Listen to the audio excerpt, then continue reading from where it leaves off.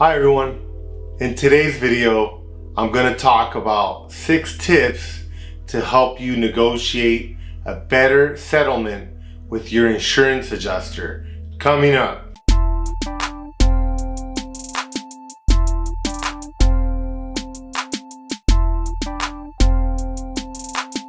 Hi everyone, in today's video I'm going to give you 6 tips on how to negotiate a better settlement with your insurance adjuster. Now, as some of you may be aware, I recently had a major fire in this huge property that I'm sitting in right now. I can actually smell the smoke as I'm talking right now, and you'll see a lot of debris behind me.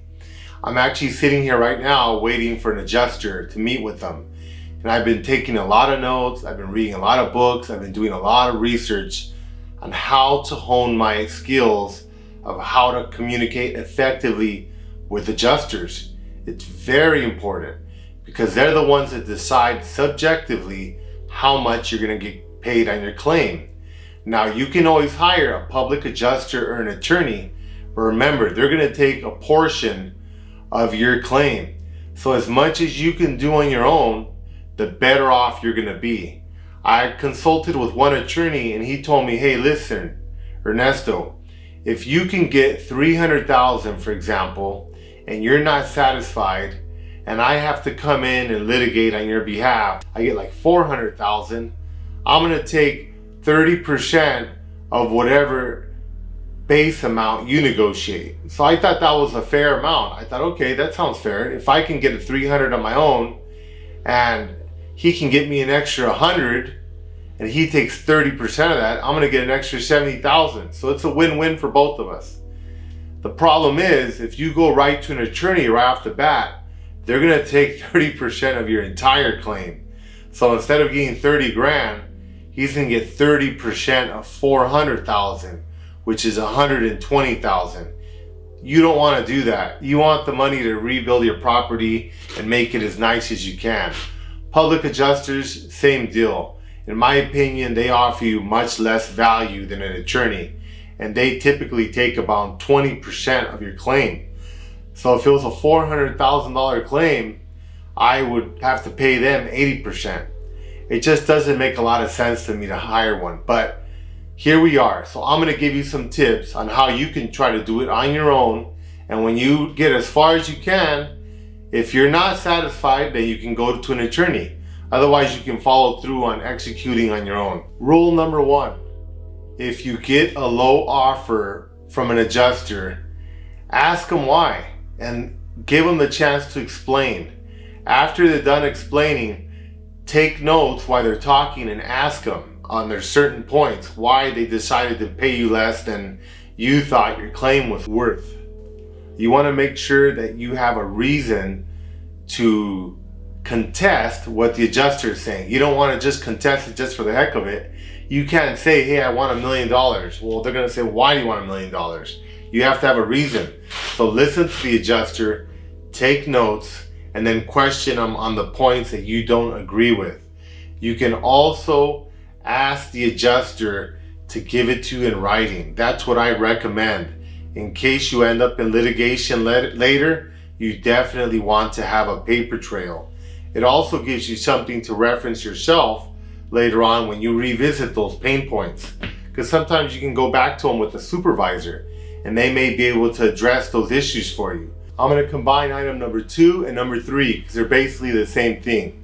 Ask the adjuster if they need any more documentation from you. Don't assume anything.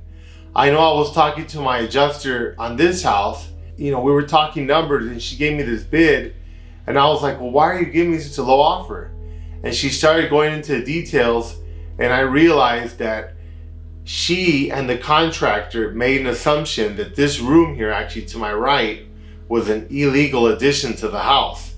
They also assumed that the laundry room was illegal. What happened is the structures look really old compared to the rest of the house. And I went to the city assessor's office, I pulled the plans for the house, and they are in fact part of the original structure. The thing is that the owner of the building before me updated the entire house minus those 2 rooms for whatever reason. which made them look a lot older, and it made them look like they were probably illegally added. So the adjuster was not properly compensating me for those rooms and that additional square footage. So by her telling me that, I was able to give her copies of the county assessor's records that I had, that I know I had sent her before. So don't assume anything. Make sure they have all the documentation. Talk to them and have them go over what they have. You should have a checklist of what you sent them and confirm with them that they have each of those documents. You want to make sure that nothing goes uncounted on your claim. Rule number 4. Sometimes you might have to lower your offer. You have to be fair.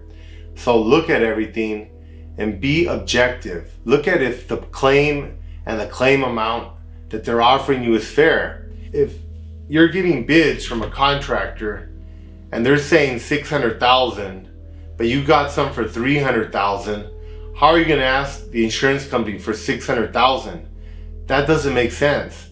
You have to be reasonable. I could see maybe $320,000, $330,000, $350,000, but $600,000? That doesn't make sense. The insurance company's going to tell you to take the contractor that's offering $300,000.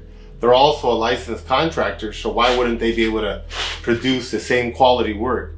So be reasonable. You don't have to undersell yourself, but know that there is a limit to everything. And if you do not act reasonable and you decide to go with an attorney or an adjuster, then you can risk actually getting less because they have to take a percentage of your claim.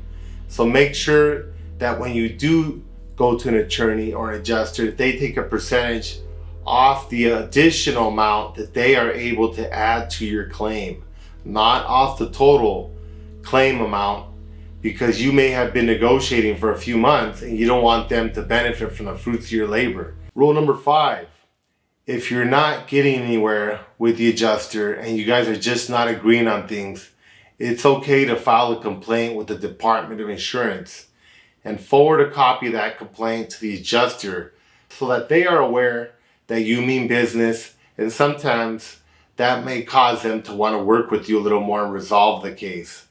Filing a complaint is never an option that you want to totally avoid. Sometimes it's in your best interest to file a complaint with the state insurance board. That's going to help you maybe build your claim. Rule number 6, sue.